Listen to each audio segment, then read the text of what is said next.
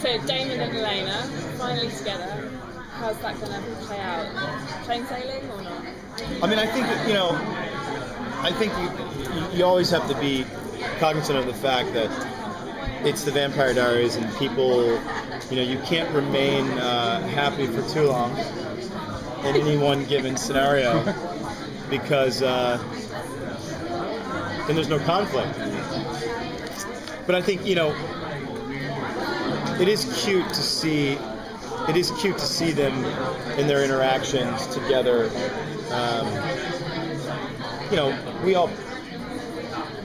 I think anyone, whether it would be Nina or Paul or myself, or anyone will tell you it's typically going to be a lot more fun to play the bad guy or the bad boy, the bad girl, because it's just more dynamic, they're more fun. But it is cute to see Damon and Elena and their interaction.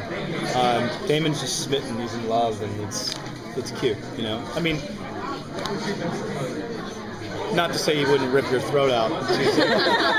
You know what I mean? It's the guy who, he has the same look on he would have the same smirk on his face as if he was saving a kitten out of a tree or ripping someone's head off. It's the same to him. So you have to preface it by this is the type of man you're dealing with. You know what I mean? How does his newfound love with Elena affect his relationship with his brother? Well, Stefan's gone. Yeah. So Stefan's gone. So there is no relationship with Stefan.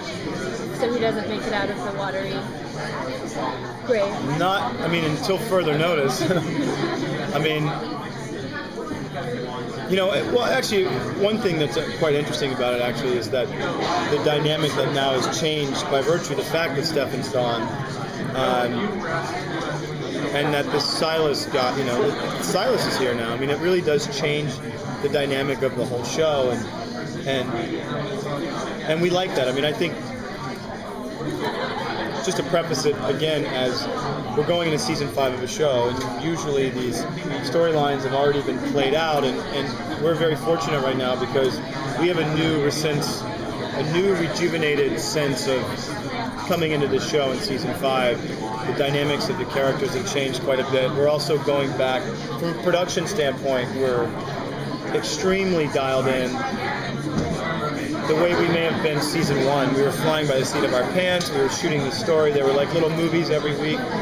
We're going back to that, even photographically, dialing it down, the color way down. It used to, Vampire Diaries was so dark, sometimes you had to really squint at the television to see the reaction of a character, but that's the movies that we love seeing are like that. Not everything is bright and poppy and sunny, and it was, we got away from that in season 3 and 4 of the show, and so we're excited to kind of go back to that and bring it back down to, instead of condensing an A, B, C, D, E, F, G storyline all in one 46-minute episode of television with things exploding, we're going back to this really human well, not necessarily human, but the interaction between characters and really what it elicits in the audience.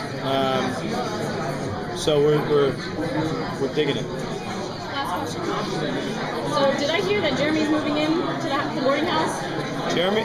It's not really a boarding house. That was like the beginning of season 1, and it literally looked like a boarding house. It's just a mansion. He is living there, getting him ready for school, cutting the crust off of his PB&Js for him. Yeah, it's gonna, I said to Julie, I think the funny thing is Elena comes back to Salvatore Mansion and there's like game rooms and like rooms with stripper poles in them, and the boys. He's 18, Damon's 172. You know what I mean? It's a good mix of demographics there. Thank you guys so much. Enjoy the con. You too.